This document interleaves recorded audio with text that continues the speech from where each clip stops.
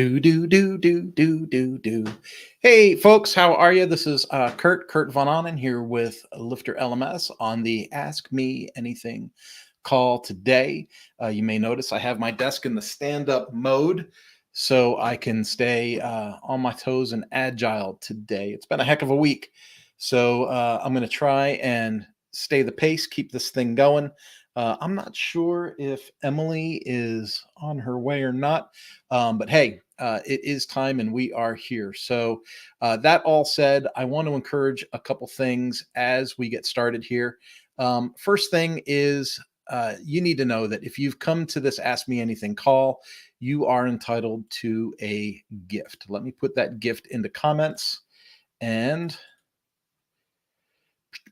paste and go. It's coming. Here we go. All right. So get your 55% off coupon code by going to lifterlms.com/AMA-gift. That's lifterlms.com/AMA-gift. And you get 55% off when you go to that. Something to pay attention to. And, you know, I don't want to take the wind out of anybody's sails or promote something ahead of time or be a sensationalist or any of this stuff. But, you know, Black Friday is coming up, and I will tell you that we've got plans for Black Friday as well. So keep your eyes on the Facebook page. Keep your eyes on the LMS Cast, which is the podcast that Chris Badgett, one of the owners of Lifter LMS, makes. Emily, welcome to the call. Good to see you. And hey, so stay in touch on these channels. Stay in touch with the LMS Cast. Stay in touch with Facebook. As the Black Friday season hits, you're going to see some announcements come our way, and some of them are pretty dang exciting. So I'm not going to give away the details here on this call, but I just wanted to make sure that we touch that because I just got done exposing a 55% off coupon for you now. So if you're looking to do something now, lifterlms.com/AMA-gift is where you want to go. But again, we have our Black Friday season coming, and it's always been a big deal. For as long as I've been connected to Lifter LMS, we have a trend. I'm going to say I've been with Lifter now 8 or 9 years. So coming up on 10, I think Black Friday has always been kind of the big to-do with us. And so I think that you're going to be happy with that. Now, shout out to Gary Alderson. Gary Alderson is with us from Winnipeg. He jumped in way early before the show even went live. He's got comments going. So Gary, welcome to the call. I know Gary's got some questions for us, Emily, about access plans, using a short code versus the block for displaying an access plan, or a pricing table, or a access plan payment button, right? So I know that that's something that that he's voiced, and he said he was looking forward to seeing us today. So I'm glad he's here. And then Scott Hill from Orlando. Kind of reminds me of Orlando and Dawn. Do you know who Orlando and Dawn is, Emily? You're muted, I think. can you hear me now? Yeah. Okay, yeah, I have no clue who that is. I didn't think so. See, that's such a sign of our age difference. Orlando and Dawn was like it was a musical duet. They sang like I guess it was pop music back in the day. Tony Orlando and Dawn. Tony Orlando, he's the one that sang that. He sang a song. He sang it, and I changed the words, so I can't say those words on live. I want to say he was Tie the Yellow Ribbon Around the Old Oak Tree. Oh, I know that song. Tie the yellow ribbon around the old oak tree. I got to save my singing for our mastermind call in case Mrs. C shows up. So I don't want to give it all up. Tell me what you've been up to. For me, it's just been video creation work. I've been working for some WordPress plugins on putting together some video content for them. So I've really been just focusing on that, just doing a lot of like taking the WordPress skills and going into the video editing land to try to communicate those to a wider audience. That's what I've been up to. I had a conversation with another professional in the space just this morning, and it had come up they're doing some similar work like you do, but for other people in the space that we probably know together, with tutorials and being that kind of, face of the brand as it goes out, would be like features and benefits and training things. And you came up in conversation, and there's actually a really great opportunity for service there. And, imagine doing what you do, like for Lifter and for WP Fusion, but then adding like just a whole fleet of, plugin producers where you actually go into their old content and refresh it. Like they might have the training content made for version 3, but they're on version 7, right? So the interface is different, the buttons are different, and someone has to go remake that content. And a lot of these companies don't have the bandwidth to do it internally because they're busy working on the next, calendar integration or something like that. Yeah. Now, Wilf James says, "Good evening from France." Help me with this, Will. Is that bienvenuto? Is that welcome? Oh, bienvenido. Something like that. I'll look it up. I don't know. Anyway, pleasure. Welcome everybody to the call. So I think, and Gary, feel free to put comments in if you want about your particular issue. I know that you've sent some screen shares in. Oh, look at that. There's the sun. The sun does shine in Seattle. I thought it was going to be raining for sure. It looks like you have bright sunshine. You don't care. All right. Yeah, it's sunny. So can you kind of drop into maybe we do it in a Sky Pilot or maybe one of our Cadence test sites. Just basically like making a custom page, any page, and then adding the pricing table or a a button. That I know that Gary's having an issue with styling the button. So when he put the button on his website for a access plan, the button was at the top left corner of that, and I think he wanted to center it. So, but I don't know what theme he's on. There's so many things I don't know. Yeah. It would be really useful. He says bonjour. Bonjour. I thought it was a fancy word like bienvenuto. He's in Astra. That's what he's in. He just put the comment in there. Yeah. And I'm just going to give a quick shout out to one of our teammates, Nadia. It looks like Nadia has given him a response already, which is great. Gary hasn't read it yet, but Nadia's responded, so that's awesome. But this is a good feature for viewers and listeners to see displayed anyway. Yeah. I'll swap into the Astra theme. Take a look at my courses. I haven't built my menu to look good with Astra, but let's see. So this is what I just put Astra in a project because I have the Astra Lifetime Pro stuff, and I haven't used it in over a year. And I was like, I've got Astra. I should probably try that again. It's so completely different. Nothing's completely different. It's WordPress. But I was like, hey, I'm not as familiar with this as I used to be. Yeah, I feel that. It's like I'm so used to like starter sites and aircraft and Sky Pilot that it's just this is kind of like a foreign interface to me now. But is this the access plan button that Gary's talking about? Yeah, that looks like the pricing table almost. So Gary said in chat, my biggest issue is getting the buttons to appear on the page they show in Gutenberg. So if you have a situation where you're seeing this block on the back end of your site, like right here when it loads, right here, but then it's not showing up on the front end, it could be a few things. The first thing is that it could be that you don't have a payment gateway enabled. So if I go to checkout, and even though I have the block on my course page, if I save all of these turned off, I wonder if I can just make sure all of these are off. I'll show you how that goes away. So disable Stripe. Yeah, and super important to recognize in LifterLMS, you can have Stripe or PayPal on the site, but they have to be enabled and connected and. Yeah, they have to be enabled. You can see now the only thing available is a free membership. So free access plans will be the only ones that show up unless a payment gateway is enabled, in which case the paid ones will also show up. Nice. Like this. So that's mostly going to be the thing. If you have the blocks on the page and they're not showing up, that's probably what it is. I'd recommend checking that one. And you need your API keys and everything hooked up.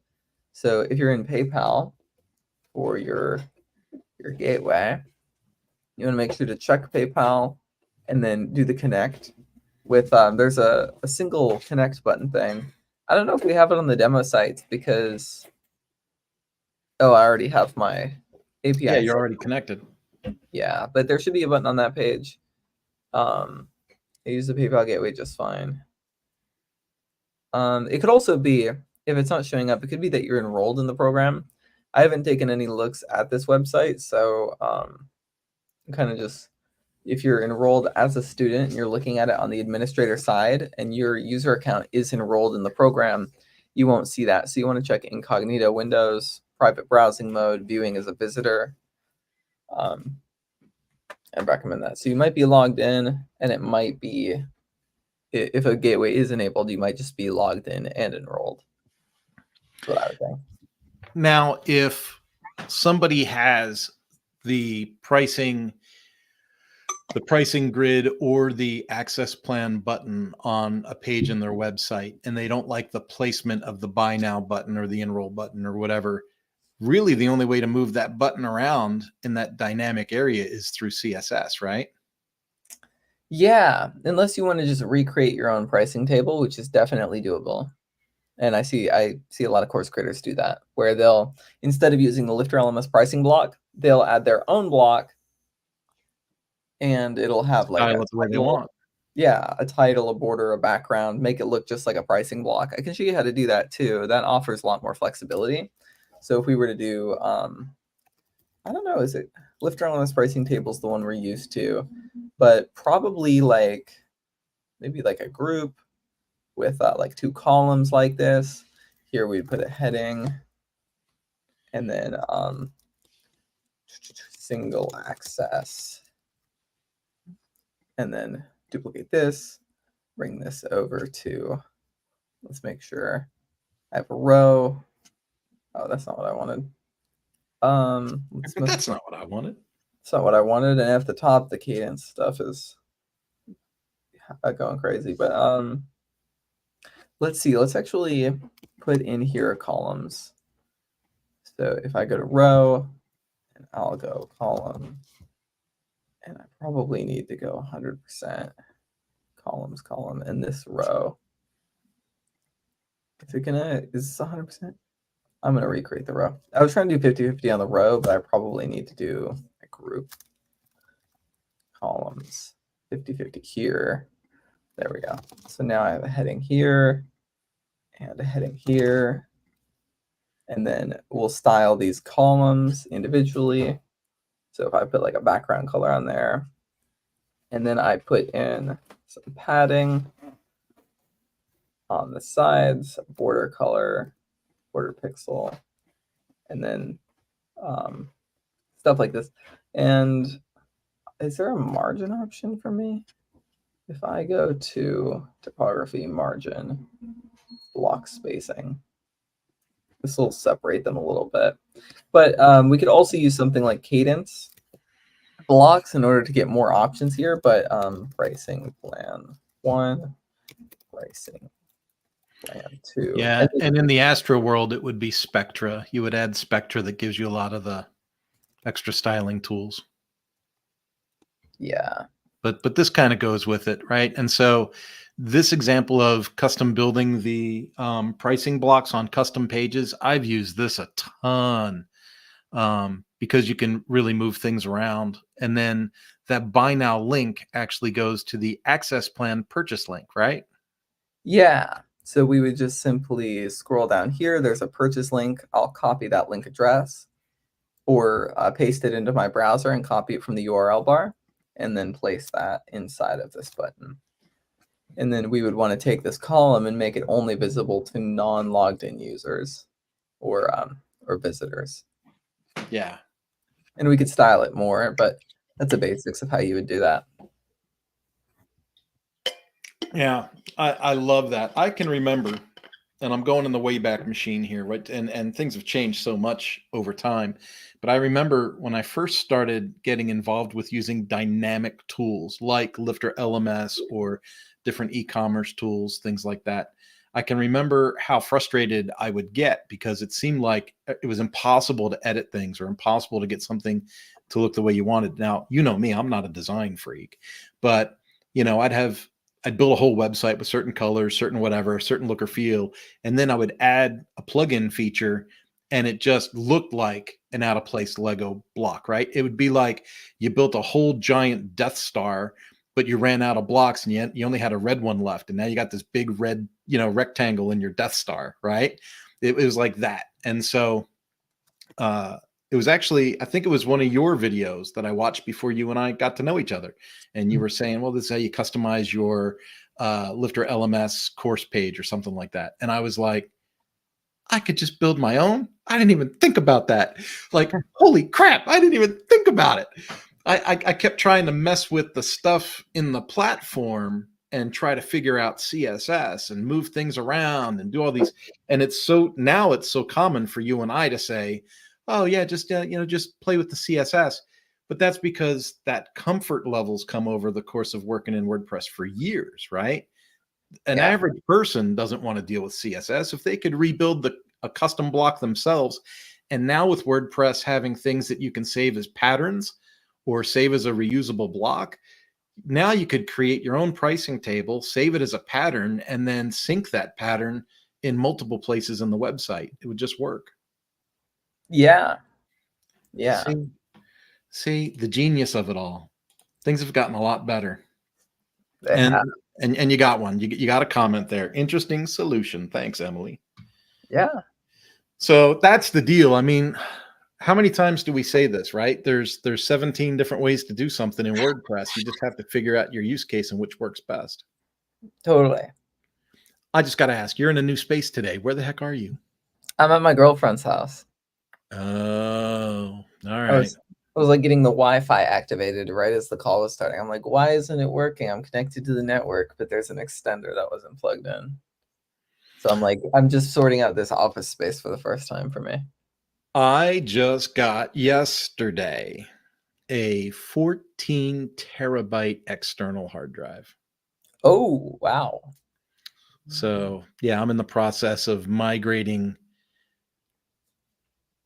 4 or 5 terabytes of crap over to it, and then knowing that I've got another 9 terabytes to play with now. Wow. Is it like a mirrored hard drive where you have like the data when you store that much data? Like I have a 12 terabyte mirrored, so it's actually like 24, but it splits it in half at 12. Do you have that going? I didn't partition the drive for that yet. Okay. Because I don't know if it'll come up on camera. You know what? I got like a bunch of them over here. This is why I bought the 14 terabyte thing. Because I got this one, and I got another one right there, and I got another one over here. And I'm like, you know what? I should just keep these as backups, I guess, right? Because they got stuff. I already own them, right? So keep them, but have that one big one. And what I'm doing is I'm turning it into a shared drive for our network in the house. Because I don't know if other people realize this or not, but as an agency, I've hired my son. And so he does some projects for me. But it was getting to be a pain in the rear end, Emily, because let's say somebody wants him to edit a video. Yeah. I'd have to get the video, download the video, and then upload the video to a shared drive on like Google Drive or something.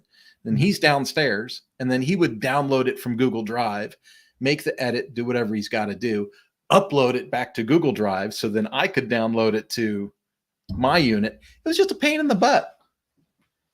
And not for nothing, if I'm paying the kid to do work, and he's spending 50% of the time doinking around with Google Drive, I'm not getting my value for the time and money spent either. So if I do the shared drive on the network and we can access that network from any device in the house, Mhm. that's going to free up a lot of time, I think. Yeah, that's a great idea.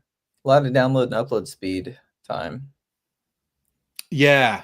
Yeah, the drive itself doesn't seem all that fast, but I think overall it's going to lend to efficiency. And then he's a video gamer and he likes to, save some of his streams or whatnot, and it gives him a good place to save stuff.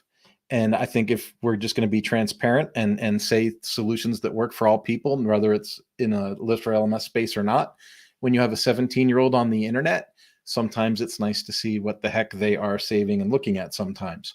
So if we use the shared drive, I can babysit a little better, be a better parent. Nice. All right. Well, folks, here we are. I know there's a bunch of eyes in here on the call, but we're not seeing a lot of comments come in today. A big shout out to Gary for coming to us with an issue, and for Wilf being willing to share his language with us. I don't know how to say that one. Is that bonsoir? Yeah, probably. Bonsoir. Bonsoir. That's what it is. That's bonsoir. Yeah. I don't know where the REE thing comes from. I thought it was soiree, but it was like, I thought soiree was like a party. I don't know. I don't know. Is that French? That's French. I don't Parlez-vous know. français? When I went to, because my favorite place in the world is Italy, right? So the hardest part about being an American in Italy is how friendly everybody is and how willing they are to help you with your Italian. So they all want to practice their English and I want to practice my Italian. And I go over to Italy and I'll be like, buonasera. And they'll be like, oh, sir, it's still buongiorno. or you say buonanotte and they go, oh, no. It's too early for buonanotte. We're still on buonasera time. It's like, I can't do nothing right. Well, Scott's like, hey, I sent some questions. I know, Scott. I'm just trying to get people to play with us. We do have questions that have come in. We've got one here from someone named James. And so I want to put this one in. And I've seen this one come up before, Emily. So let me put this one in. It's from James, right? So I'm going to say James hyphen and his question. And I don't remember the solution to this because I'm a bonehead. So let's go to this. The update credit card button doesn't show up on our member order pages. I will have the screenshots available to show.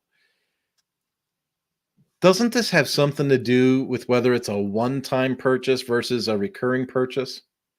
Yeah, that's in office hours last week. We had someone come to us with that problem, and the challenge was that they had a one-time payment, so there weren't any other payments available for that access plan. And thus it, because I think people get a little confused with access plans say, oh, it expires after 1 year. Does that mean it'll renew every year? It's like, no, that's a one-time payment. You got to make sure it's a recurring payment if you want to see the update credit card. Yeah. That's And I see a lot of people get confused about that. And it's kind of interesting to me, right? Mm-hmm.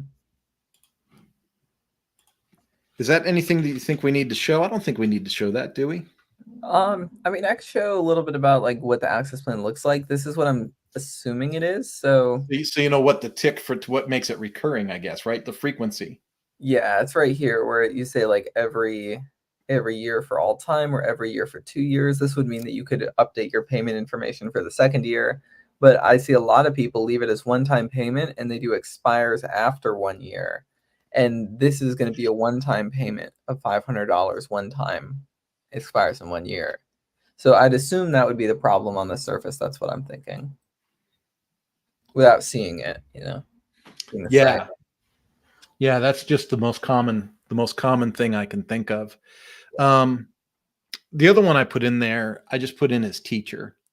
And because I was going by an email address. It says, how do we integrate a form tool and redirect taking people to a survey prior to canceling so we can ask people for the reason for cancellation? This was actually a question on the Facebook page last week or 2 weeks ago. I remember seeing that one out there. So apparently, whatever feedback was on the Facebook, I don't know if it's the same person. Maybe I'm just putting my head in the same space. But how do we integrate a form tool and a redirect, taking people to a survey prior to canceling? Is that something that we can do in Lifter, or is that something that you need like a WooCommerce for? Um, hmm.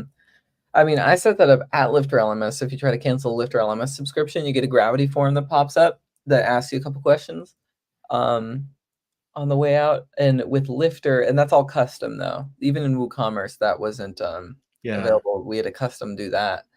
I'm trying to think with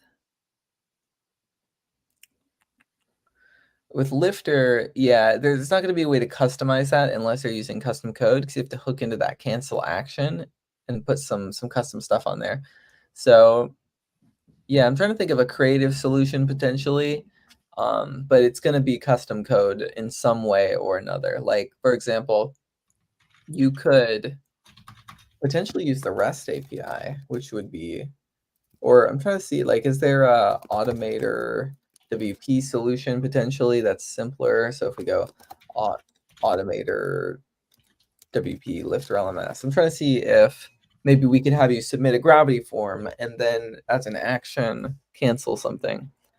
So there's unenroll user from a course, unenroll user from a membership. So there is availability for enrolling or unenrolling someone from a product if there's like an unenroll from a course, unenroll from a membership. The problem is it wouldn't cancel an order, for example. So yeah, if you're using the Lifter LMS checkout system, this wouldn't work. But if you're using like Gravity form, payment form to sign people up and then enroll them in a course when they fill out that form, and then unenroll them from a course with a feature like this.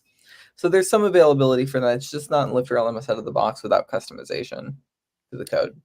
And I think if I would have answered this on the Facebook page, because I'm trying to remember my Wayback Machine, that's this thing, old people. It would have said, try and reach out to one of the experts on the listing for custom development or something like that.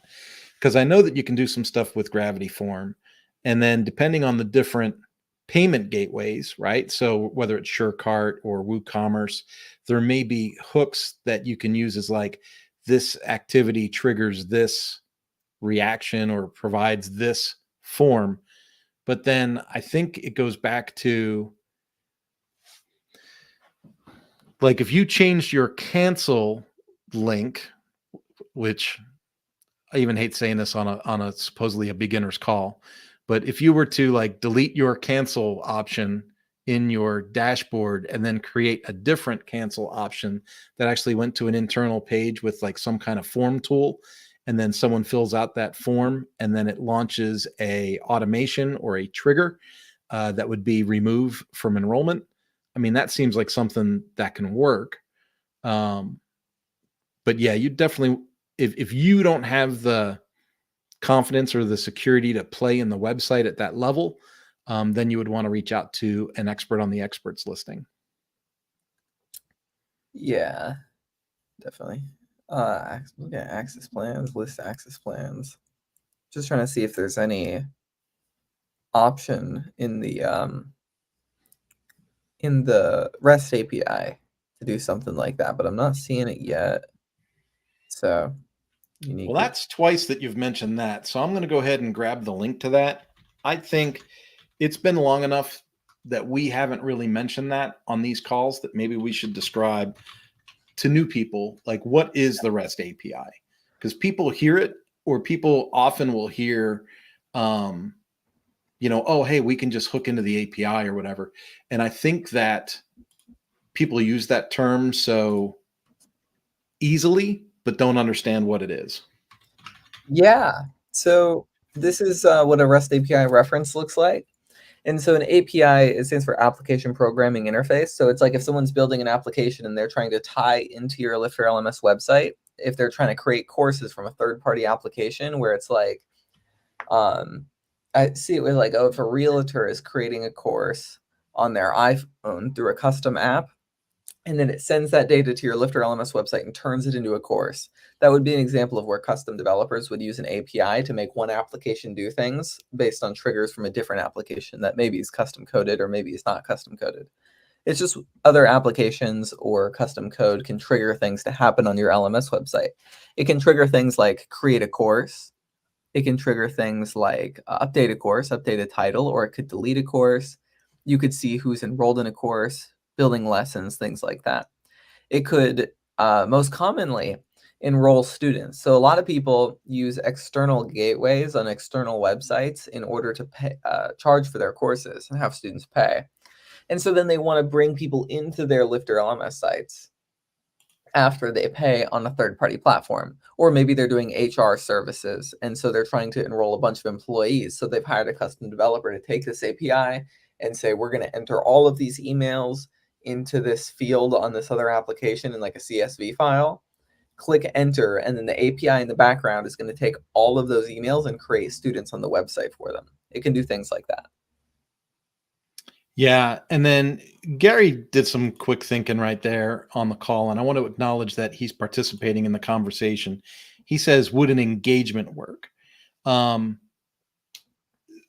term engagement is one thing to think about, but the feature of engagements on LifterLMS is something that's a little bit different. And when I say different, I mean it's like a preset menu of automations, right? So we can send an email or a certificate or give someone an achievement based on certain triggers. And those triggers in the engagement menu are, and I'll just read them off instead of showing everybody. Student creates a new account, student purchases an access plan, student enrolls in a course, purchases a course, completes a lesson, completes a quiz, passes a quiz, fails a quiz, completes a section, completes a course track, which is a collection of courses, enrolls in a membership, purchases a membership, creates a new forum topic, or creates a new forum reply. Those are the ones I've got here on one of my demo sites. And so you'll notice that each of those options is like an action of proceeding within a LMS, right? It's an action of moving forward. Even the fail a quiz, will create an email that says, hey, sorry you failed, try again. And so it's always in the engagements in Lifter are always based on getting through an LMS, not canceling or abandoning an LMS. And so none of the options in the engagement menu actually fit the use case. So, but for those of you that are new listeners and followers asking questions about LifterLMS, there is a whole feature for engagements. So all those things I just read off, someone finishes a quiz, we can send them an email that says, congratulations, you're a genius. They finish the course, we can send them an achievement badge. They finish 2 courses or 3 courses as part of a track, we can give them a certificate. And all of those things can be automated so that as an LMS manager, you're not chasing all these user accounts with all this stuff. You're just focused on content and maintaining the community. Yeah, definitely. All right. I got a long one. I'm not even going to put it in. I can't. I mean, the guy even starts out the question with, maybe this should be an email. Maybe this should be an email. Actually says this should probably be an email. So we've got the time. I'm going to go ahead and read this off. See if you can track what I'm saying, Emily, and if we've got any answers here or not. This realistically is probably going to have to go to help@lifterlms.com and get answered in a long format response. Yeah. But it says we're building our site and are planning on going with at least the Universe bundle, but want to look at the Infinity bundle as well to better control the content, access, and options. Right out of the chute, that first sentence, it's great that you're considering a bundle with LifterLMS, but you really need to know your use case, because controlling the content and the access realistically happens with the free plugin right out of the repository. If there's options like cohorts, like running people through the same course at the same time, or groups, putting people into groups or associations inside the website and assigning an outside person as the leader of that group to oversee progress. Like if that's the kind of stuff we're talking about, those are Infinity options. So let's get that going. It says we're not going to make much in the way of revenue off the subscriptions themselves, more from corporate sponsors and later investments. I'm about to do the $1 trial to finish building out the site and get our beta testers engaged. That's a different way to look at that. It says the layout is a little funky so far, due primarily to my lack of experience, but also the possibility the theme choice, discussed later. Right now, there's just two of us on the team. I'm building everything. I understand most of it, but I'm not great at coding or WordPress. And my co-founder has WordPress experience, but isn't an expert either. Questions. Now we get to the questions. Is there anything we need to know about taking the site WP dashboard from free to full featured? Then back to universe if we decide to dial it back. So that's the first question. How do we add and subtract? How do we say we're going to try the free version? We're going to try universe. We might try infinity, but if it doesn't fit our needs, we might go back to universe. How much of a pain in the butt is that, Emily? It's a good question. I think it's not too much of a pain. I'd recommend kind of laying out the tools in the Infinity bundle or the Universe bundle, looking at which ones you're going to use. I could pull up the pricing page on LifterLMS so we could talk through these. Pricing page, LifterLMS. So yeah. I would recommend thinking about which add-ons are necessary for your use case. So if I pull up the pricing here, scroll down to our add-on section. Let's go into, here we go. So here's where I wish this Universe Earth Infinity thing would stick to the top of the page. So you kind of have to remember this is free Earth Universe Infinity. So when it comes to the free plugin, if you're doing payments like Stripe, PayPal, WooCommerce, or anything through the website where people are individually buying their own courses, you're not going to be able to use just the free plugin, probably. You'll probably want to go for, at some point, a payment gateway like Stripe so that people can enter their credit card, automatically be enrolled, and have that process be really smooth. Also, those features come in the Universe and Infinity bundle for e-commerce. But if you're taking a look at something more complex, like Gravity Forms, where you want to have users submit forms in order to complete lessons, or even submit forms to register for your website in a more complicated way than LifterLMS offers out of the box, that might be something you'd look into.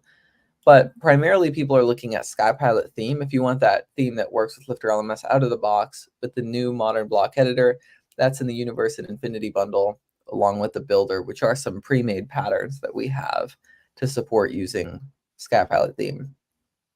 But like Kurt said, it's really where you go into the Infinity bundle where you might want to consider, if you're going to dial it back or considering dialing it back, I would recommend writing down, did we use advanced coupons? Did we deploy that on our website to do coupon URLs, coupon tracking, or something like that? Did we use assignments on our courses because we wanted to try that out? Having all this information documented internally for your team makes it easy. So when you say, hey, we want to roll back from an Infinity bundle, what plugins are we using? I've had people come to me with that question a lot. And so then I have to just manually audit their website because there's not really a way to know if you're using it or not. There's only a way to know if the plugin is activated on your website or not. It doesn't tell you, are there assignments all over your courses or not? Are there any assignments in your courses? You'd have to look all of your courses individually for that. So I would recommend, course cohorts is one where you can delete and deactivate that add-on, remove it from your website, and nothing will change because cohorts creates cohort courses by cloning them with some new features, and then that course cohort is created. If you were then to delete the plugin, the cohort you created would stay there because it's already a course on your website that had been cloned. So for example, that one's not super consequential to remove from your website without any damage, but if you were to remove assignments and you had a bunch of assignments on a course, those assignments would no longer function. So I recommend making a plan for when you're deploying these features. Are they necessary to the vision for what you're trying to put together? Are they something you're going to be using in the current version of your platform? Asking questions like that makes it easy to figure out if you're going to go for an Infinity bundle, an individual add-on from that Infinity bundle, and what it would look like to roll back. Sweet. Now, something's come up in this question, and I'm going to do my best to be sweet and nice. Um, I've never even heard of the Zever theme, so I had to go look it up. It says we've initially gone with a custom dark theme, Zever, which I really liked, but there are some anomalies, and it looks like it doesn't 100% play nice with Lifter. Do you have a dark theme recommendation, or can SkyPilot be easily customized to be dark? I'm not married to Zever if there's a better dark option. Yeah. This response will be interesting because I think you and I might have different responses. Yeah, my response is to not rely on your theme for light mode, dark mode. My response is to do a plugin for that. So I use this plugin all the time, light mode, dark mode for WordPress. And this makes it easy so you can remove it. I think I used this one. There's a few of them, but I'm pretty sure this is the one that I've been using. It's a really fast plugin to use. You can see in SkyPilot, there's no light mode, dark mode option. You can also see that I'm on Astra, not SkyPilot. So let's change that back to the demo site default so it looks a little better. The nice thing is that this will work with almost any theme. There we go. So I got my plugin activated. So WP dark mode, if I go to the settings, all it does is enable front-end dark mode, and then it has a few options for customization, but usually you don't need to do anything. It puts this little moon in the corner where people can turn on light mode, dark mode whenever they want to, and you can set defaults for these. So you could say default light mode, default dark mode, or use system setting. I would recommend system setting. You can see that on my computer, I like dark mode, so I had system setting selected, and it just chose dark mode automatically. So I would recommend the system setting for this plugin, so it'll detect your user's computer and then default to what they use. But what do you think about that, Kurt? I hate dark mode. I try it every now and then. Sometimes I just get stinking lost. I'm 57 years old. My eyesight is not what maybe it should be. And dark mode, I know they say it's easier on the eyes, but it is not, because I can't find the stupid things. And so not my favorite. When I look at building, especially a dynamic website with heavier plugins like a Buddy Boss or a LifterLMS or any kind of community e-commerce thing, I hate the idea of using some lesser known, lesser installed theme that other people don't know about. And I know that theme developers and people in this space, they would hear me say this and get angry. Like, I know that they would, right? How's anyone supposed to launch something and get popular if you don't give them a chance to get popular? It's like graduating high school and saying, how come I can't get a good job without experience? And everyone says I need experience, but I can't get the experience. I understand the contradiction that I am saying, but when I look at something and it says, 10,000 installations, when there are millions and millions and millions of websites, and themes like Astra and Cadence, or a specific theme made for the platform like SkyPilot, are available, unless there's something specific that Zever thing's going to do, I probably would steer away from it and go to something more prevalent. So a big answer for the light and dark mode for me was, I instantly said, well, if you have Cadence Pro lets you do light and dark right in the theme. But Emily's got a great solution. If you don't have the budget or don't want to sign up for Cadence Pro, you could just add that plugin and you get the same result. Yeah, and then it's isolated from your theme, because usually if you do dark mode within a theme, you now have to do dark styling and light styling. Whereas with this plugin, I would recommend doing your lights with dark text, dark buttons, then it just inverts it for you automatically. I really like that one. Yeah. It comes together over time. There's so many different ways to think about that. The next question that's in this, and I'm looking at comments to make sure we're not leaving anyone else in the dark, and I'm looking at our time. We're still okay on time. It says, we're not entirely sure how memberships work. I hear this more than I don't hear this, Emily. I'm hearing this a lot lately.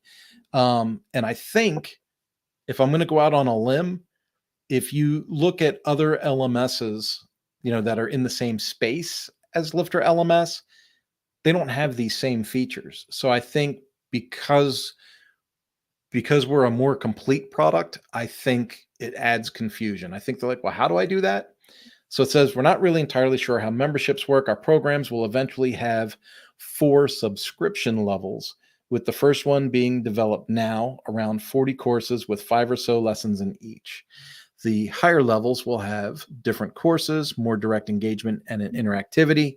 So they will be developed later, but I want to have a basic skeleton of them visible for marketing purposes and to show potential corporate sponsors what we are building. So memberships are, to me, it's one of the keys that makes LifterLMS as unique and special and awesome as it is.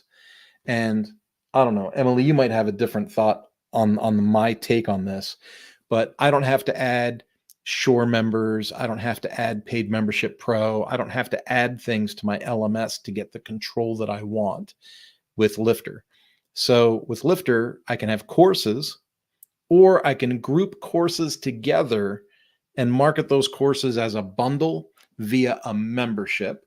So that's one way to do it. Say, hey, we're going to give you the 5-course bundle, right?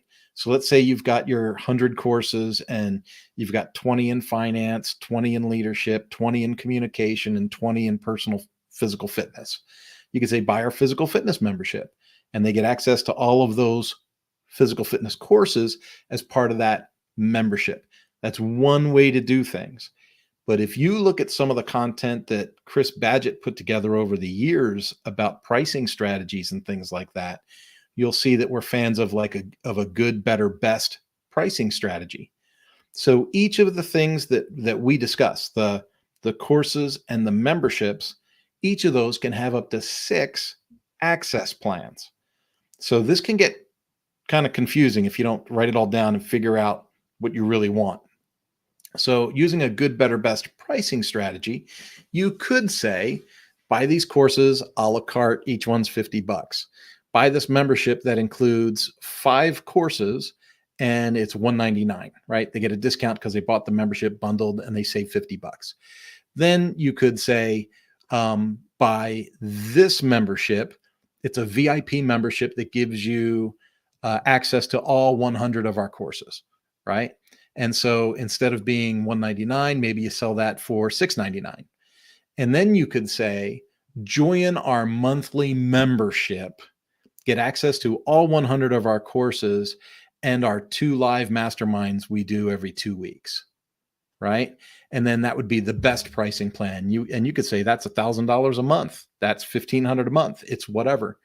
And, knowing that you have the flexibility to market and put forward your static content and your, kind of coaching and teaching content in a way that packages that, I think is a really cool way to go.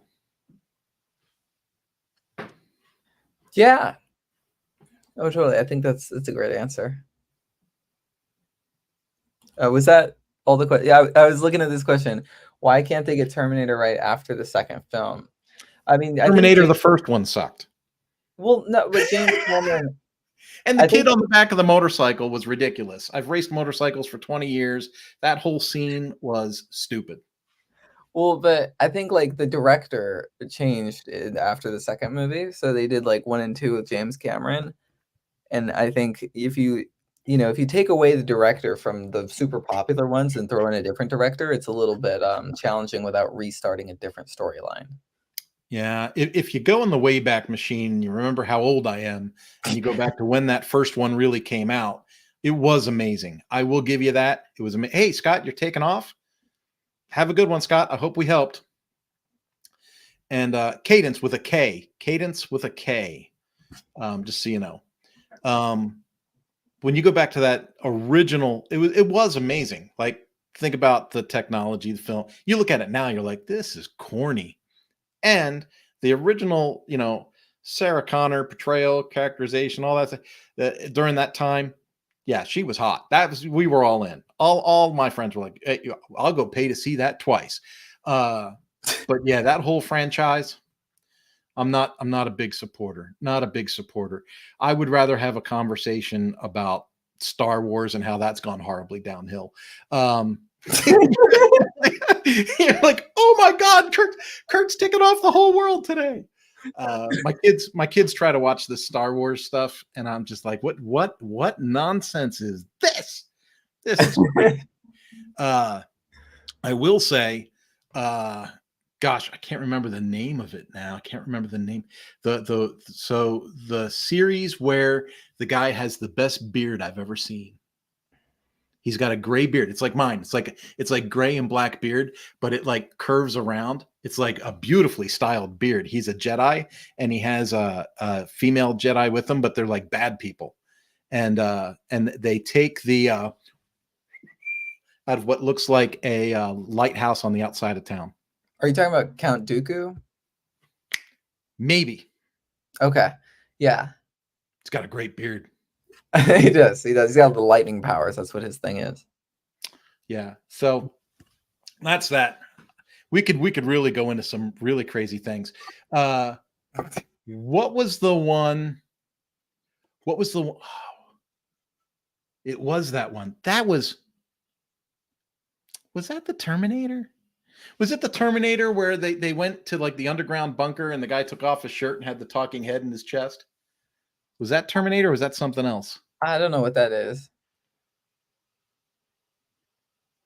Not sure. Because that was pretty freaky as a kid seeing Total Recall. Total Recall's where they had those.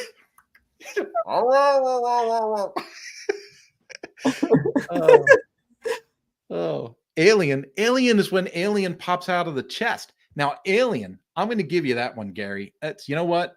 That's awesome. Gary pulls one. Sigourney Weaver, total badass heroine. And the whole movie, you were on the edge of your seat. And I don't like horror films. For the record, I am an action rom-com kind of guy. I'm not into horror at all. And I really, really don't like victim movies. You know, like those old Clint Eastwood movies with that blonde-haired chick that I never thought was attractive. It always started out with her being violated, and then he was going to go out and save the day. I hate those movies. Hate them. But I do like a good action flick or a rom-com. Alien or Aliens. The Aliens was the one where she got in the exoskeleton and fought the thing, right? Was that the first one or the second one? Because I think it was the second one where she said, "Come here, bitch," and bam, bam, bam, bam, with the exoskeleton. That was awesome. That was awesome. All right. We've got 7 minutes left, Emily. We can't talk about all these movies. We got to talk about something legit. We can't have Chris watching this and thinking I just spent the whole hour talking about sci-fi. Wilf, you're leaving? Is this when we say benvenuto? So au revoir. Au revoir. Au revoir to us, to you. All right. Perfect. I'm getting my French lesson today. I've only been to France once. You've been to France before, right, Emily? No, I hadn't. I thought you did a road trip from Greece to France. No, it was Greece to Berlin to Spain. I just had a wonderful bottle of wine from Spain last night. It was fantastic. All right. So a couple of things. Were you aware that we came out with a new version of Groups? Oh, I didn't know that one rolled out. Is that out? I'm just going to tell you right now. I read the release notes. It's not what you think it is. Oh. I got all excited. I was like, what? Oh my God, we released that? No, it just fixed something. It was like a bug report thing. Yeah, because I installed it and updated it and went crazy thinking that it was the new version of Groups, but it's not it. Hubert says, "Hi all, sorry I'm late." Hubert, you've only got a couple of minutes, but the floor is all yours. If you have any questions, put them in chat. Put any questions that you have in chat. We've got 5 minutes to go to help some folks out. We're going to put that up there, and we're going to do one more. You know, I should just make this a banner instead of having to go and find it all the time. Gary did also ask, can we do a quick thing on notes? Oh, no, we can't, Gary. Absolutely. We can totally do a quick thing on notes. Yeah, let me pull up my.